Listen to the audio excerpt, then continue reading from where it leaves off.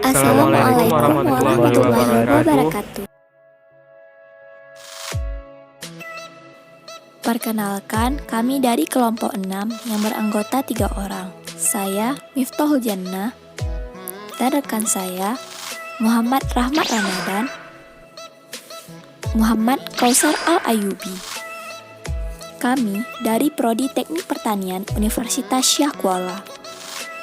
Video ini kami buat untuk memenuhi salah satu tugas kelompok dari mata kuliah Teknik Pengolahan Hasil Pertanian dan Pangan yang berjudul Rheologi Bahan.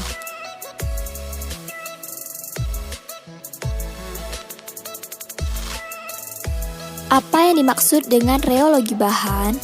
Rheologi adalah studi mengenai aliran materi, terutama ketika dalam kondisi cair, namun juga benda padat dan semi padat ketika respon yang ditunjukkan berupa aliran plastis dan bukan deformasi secara elastis ketika gaya diaplikasikan.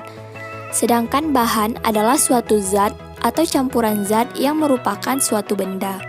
Materi bisa murni atau tidak murni. Materi hidup atau benda mati. Bahan dapat diklasifikasikan berdasarkan sifat fisik dan kimianya, atau asal geologis atau fungsi biologinya. Ilmu material adalah studi tentang material dan aplikasi. Ilmu ini mengacu pada zat yang memiliki struktur mikro yang kompleks, seperti lumpur, suspensi, polimer, dan kaca. Juga bahan lain seperti cairan tubuh, misalnya darah, dan bahan biologis lainnya yang masuk ke dalam kategori benda semi padat. Rheologi yang mencakup pembahasan tentang aliran fluida yang mana merupakan segmen yang penting dari industri pengolahan pangan. Setiap makanan atau produk pangan pasti memiliki warna, bau, dan rasa. Demikian pula masing-masing mereka memiliki sifat mekanis yang unik, bisa keras atau lunak, liat atau empuk, lembut atau kasar, rapuh atau renyah, mudah dan tidak mudah mengalir, dan lain sebagainya. Ada 2 cara yang bisa dilakukan untuk menguji sifat mekanis produk pangan. Pertama, menggunakan indera manusia dengan cara menyentuh, memijit, menggigit, mengunyah, dan sebagainya. Selanjutnya, kita sampaikan apa yang kita rasakan. Ini yang disebut dengan analisa sensori. Karena reaksi kita sebagai manusia yang menguji berbeda-beda, maka diperlukan analisa statistik untuk menyimpulkan skala perbedaan atau tingkat kesukaan penguji terhadap produk tersebut.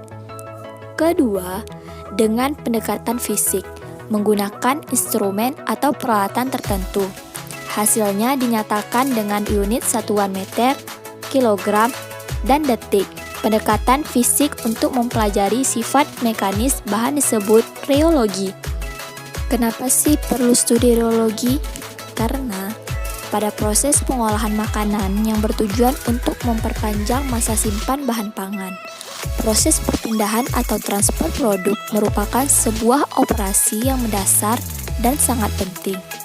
Sistem transfer atau perpindahan bahan pangan cair merupakan hal yang penting sebelum bahan dikemas untuk menjaga kebersihan produk sehingga dapat tercapai kualitas yang baik.